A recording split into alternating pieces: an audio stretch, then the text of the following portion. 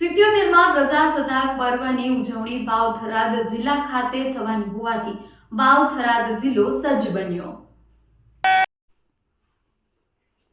ઇન્ડો-પાક border નજીક દેશભક્તિનો જુવાળ જોવા મળી રહ્યો છે.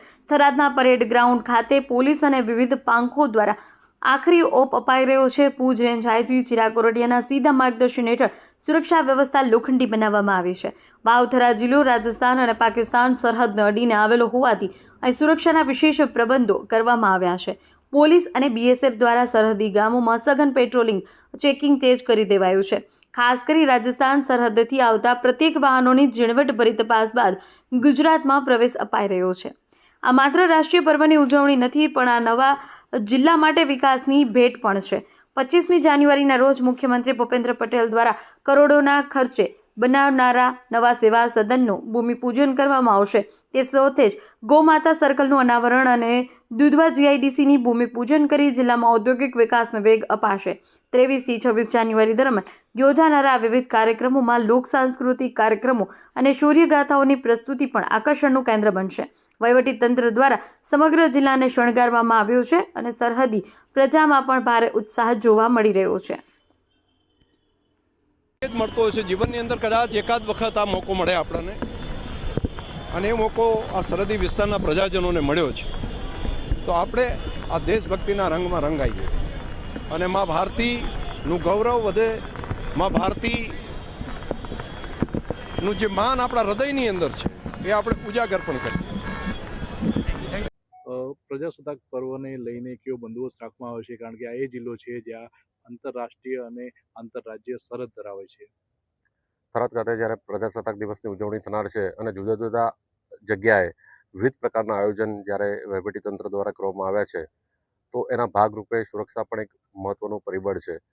તેને ધ્યાનમાં રાખીને એસપી વાવ થરાદ દ્વારા તમામ જગ્યાએ પૂરતો પ્રમાણમાં પોલીસનો બંદોબસ્ત ગોઠવવામાં આવ્યો છે. અધિકારીઓ અત્યારે અને જવાનો અલગ અલગ જગ્યા અને પર ડિપ્લોય પણ કરવામાં આવ્યા છે અને એ પ્રમાણે પોલીસનું જે ચેકિંગ હોય એ પણ ચાલુ છે.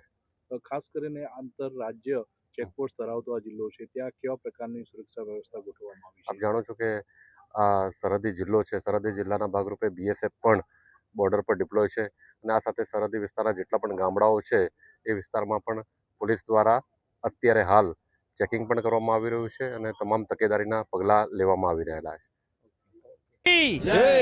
મારે કે વાત કરવી છે વાવ-થરાદ જિલ્લાની, કે અત્યારે 26મી જાન્યુઆરી માટે તડામાર તૈયારીઓ થઈ રહી છે.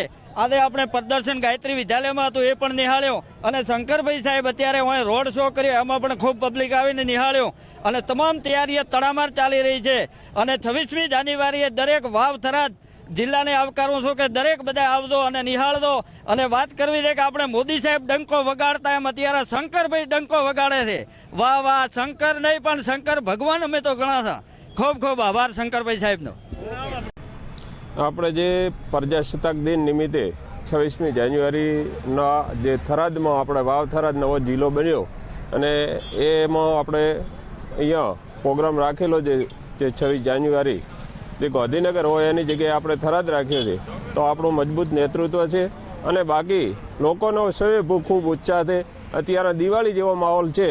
અલગ અલગ આપણી ઘરની પોતાની દુકાનો ઉપર પણ શણગાર કર્યો છે, જે શણગાર્યું છે લાઇટો, અને બાકીનું રાત્રે આપણે જોઈએ તો અમદાવાદથી પણ સારી આપણું થરાદ નગરી લાગે છે. એટલે માણસોનો સ્વયંભૂ ખૂબ ઉત્સાહ છે.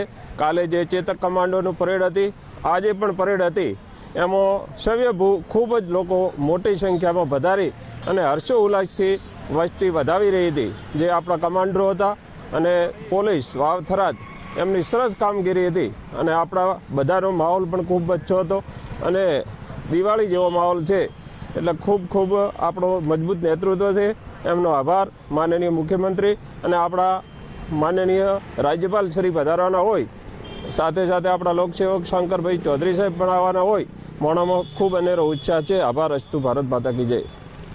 જી હા, મારું નામ રમેશ પટેલ છે અને સૌપ્રથમ તો ગૌરવની વાત એ છે કે થોડાક જ મહિના પહેલાં, એટલે કે 2 મહિના પહેલાં વાવ-થરાદ જિલ્લાની નિમણૂક થઈ, એટલે જાહેરાત થઈ. એ વખતે થરાદવાસીઓ ખૂબ ઉત્સાહિત હતા, પણ સાથે સાથે જ્યારે રાજ્ય કક્ષા લેવલની જ્યારે આવી રીતે ભવ્ય જો ઉજવણી થતી હોય, મારા ખ્યાલે જો માનવામાં આવે તો આજનો જે આ પ્રોગ્રામ હતો ગુજરાતના ઇતિહાસની અંદર શાયદ પહેલો હશે કે આટલી ભવ્ય તૈયારી સાથે બ્લેક કમાન્ડો અનેક જે કમાન્ડોની ફોર્સો જે છે આજે પ્રસ્તુત થઈ અને આ સમગ્ર પંથકની અંદર એક નવું વાતાવરણ ઊભું કર્યું કે ખરેખર દેશભક્તિ માટે આવનાર સમયની અંદર શું કરવું જોઈએ એ ખૂબ સુંદર રીતે આ દાખલો આપેલો છે. રમેશ પટેલ.